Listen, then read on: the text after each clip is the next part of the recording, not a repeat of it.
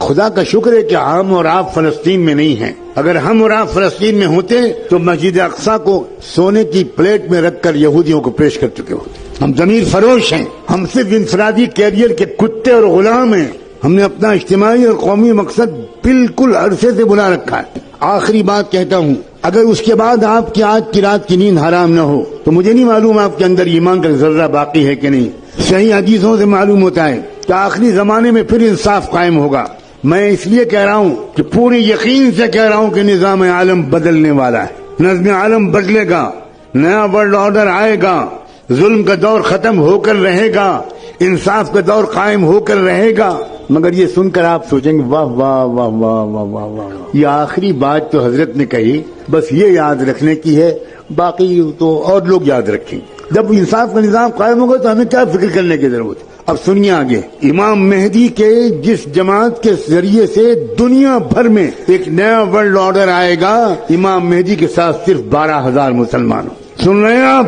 1 ارب مسلمانوں میں سے 12,000 اللہ تعالیٰ چھانٹے گا. اس کا مطلب یہ ہوا کہ 12,000 کو مائنس کر دیجئے، باقی لوگ اللہ کے نزدیک مسلمان ہی نہیں. یہ ہے کیفیت. ہوش میں آؤ لوگوں، بے ہوشی سے نکلو.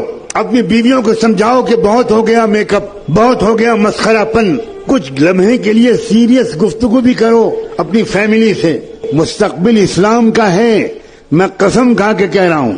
مستقبل یہودیت کا نہیں ہے، مستقبل صہیونیت کا نہیں ہے، مستقبل برہمنیت کا نہیں ہے، مستقبل اسلام کا ہے.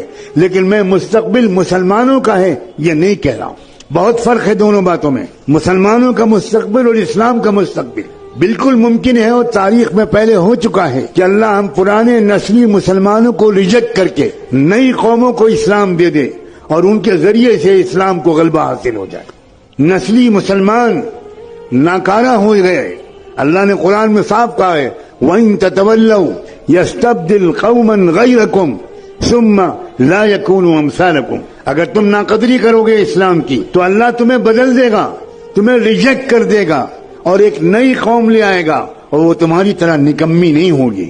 اور ہم دیکھ رہے ہیں ایک طرف مسلمانوں کے مرتد ہونے کا سلسلہ چل رہا ہے. آپ کی لڑکیاں مرتد ہو رہی ہیں. آپ نے جن لڑکیوں کو کالجوں میں بھیجا، ان کو موبائل دیا، ان کی تربیت نہیں کی، ان کے ساتھ نہیں بیٹھے، ان کو اسلام نہیں سمجھایا، ان کو قرآن نہیں سمجھایا، وہ لڑکیاں کیا کر رہی ہیں مجھے بتانے کی کوئی ضرورت نہیں. آپ اگر بے خبر ہے تو سوائے اس کے کہ آپ ماتم کریں ایک بار صبح اور ایک بار شام، اس کے سوا میں آپ کو کوئی مشورہ نہیں دے سکتا. اور ایک طرف کیا ہو رہا ہے، روزانہ کم سے کم 50 یا 100 غیر مسلم اسلام قبول کر رہے ہیں. مسلمان ریجیکٹ کیے گئے ہیں. اللہ تعالیٰ جاؤ تم جاؤ مندروں میں گھنٹہ بجاؤ اور آؤ تم آؤ. اس غزہ کے واقعے نے ایک عجیب طرح کی فتح دی ہے. وہاں تو جنگی فتح تو ہو ہی رہی ہے، وہ قوم پوری کے پوری شہید ہونے کے لیے تیار ہے. سلام بھیجتا ہوں میں ان نوجوانوں پر، کیسا ہے ان کا ایمان و یقین. اللہ کے رسول نے فرمایا تھا الایمان حین تقع الفتن بالشام. یاد رکھنا ایک زمانہ ایسا آئے گا کہ ساری دنیا کے اندر مسلمان بے راہ ہو جائیں گے، صرف فلسطین کے علاقے میں ایمان باقی رہے گا. یہ حضور کی صحیح حدیث ہے. آج ہم اپنی آنکھوں سے دیکھ رہے ہیں کیا ایمان ہے وہاں.